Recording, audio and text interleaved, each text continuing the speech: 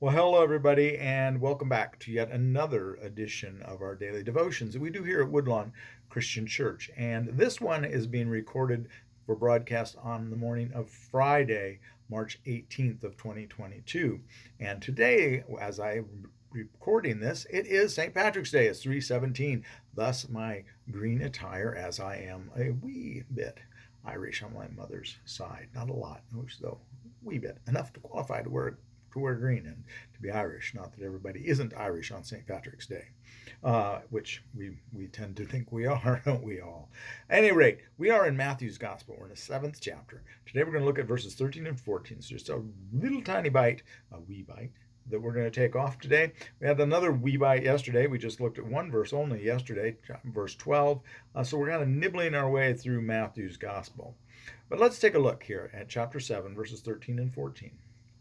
Enter through the narrow gate, for the gate is wide and the road is easy that leads to destruction, and there are many who take it. For the gate is narrow and the road is hard that leads to life, and there are few who find it. And so, that is verses 13 and 14 in the 7th chapter of Matthew. Enter through the narrow gate. That's an instruction. This is what you should do. Go through that narrow one, that one over there.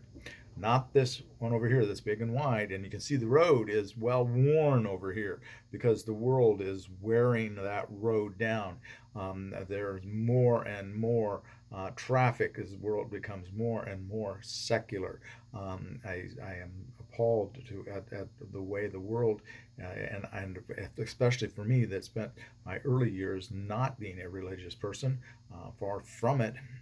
Even I see that the world has become even more repugnant than it was as in my younger days, or maybe I'm just getting old. I don't know, but I see a lot of decadence in the world today, and so I think this gate is the gate and the path are narrowing that we need to take, and the road that the world offers is getting more and more traveled, wider and wider, and looks more and more enticing to everyone. It's the word there that says is easy. The road is easy. The road you don't want to take. It can also be translated as broad. It's been broadened out. It's an easy path. You're not, you've got lots of company on that road, and everybody's saying, "Come on along this way. We're gonna have a great time." One of the things that I told one of my friends when it became known that I was going into the ministry, I used to be in JCs. Now JCs does a lot of good, but there's also a lot of bad behavior that is encouraged and tolerated in the JC organization. Unfortunately, I know a lot of people who had trouble with falling away and falling into sin, and there's a very bad influence there. And so when I became known that I was going to go into ministry, one of my friends from my JC days knew that I was not necessarily a well behaved person in those times. Looked at me like, wow. And I said, well, I said to her, well, I've led many to hell. I know the way back. I believe I know the way back, and I think it's my obligation to try to lead some back. So the road to hell is worn well with good intentions, sometimes it's said. But that is the path that leads to destruction. We don't want to take that path. The gate is narrow and the road is hard. And part of the reason why it's hard is because those people on that easy path over there seem to be throwing things your way as you walk this perhaps a parallel path. Let's think of it that way.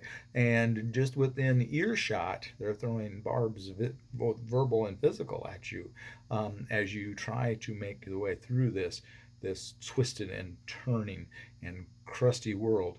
As you try to make that narrow path, they're throwing more and more obstacles in your way. Think about it that way. They're lobbing things over into your path, from the wide path into your narrow path.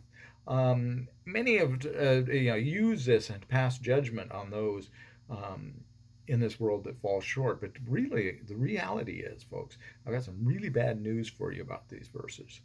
That narrow path and that narrow gate, that road that is hard, I should say, and that narrow gate. That road is so hard, that gate is so narrow. Ain't none of you gonna get through it on your own. None of us will navigate that difficult path. None of us will find that narrow gate on our own. There's only one way to get through that gate, and that is the gate is who the gate is. The gate is Christ Jesus. Only through him, only through crying out to him and saying, I have stumbled on the broad path. Please, Jesus, bring me over to this narrow path, the way to you. Help me, guide me, lead me. Hold my hand as we go through this life. Wipe the tears from my eyes and mend the broken bones and hearts that we encounter along the way. That's the only way you're going to get to the end result of getting it to the Lord. There's only one way, and that's through Christ Jesus alone. And so cry out to him. It's never too late. Doesn't matter how long you've walked that easy, broad path. At some point, please cry out to him to snatch you from that worldly way and to bring you over to his way through him, through the gate that is Christ Jesus. That's the message I've got for you today. It's not an easy way. You can't do it on your own. You got to have a tour guide, as they may say. You need someone to help you get on through that trail. It's kind of like the Oregon Trail game. You ever play that game? Not many make it through. The only ones that are going to make it through is if you got a good wagon boss, and the best wagon boss that you'll ever have, the only wagon boss that you should ever have, is Christ. That's all I got for you today. Have a blessed day, and please, please, please be a blessing to someone today. See y'all on Monday, but I will be posting up the sermon for Sunday, but it probably won't be till next week. All right, take care. God bless. See you later.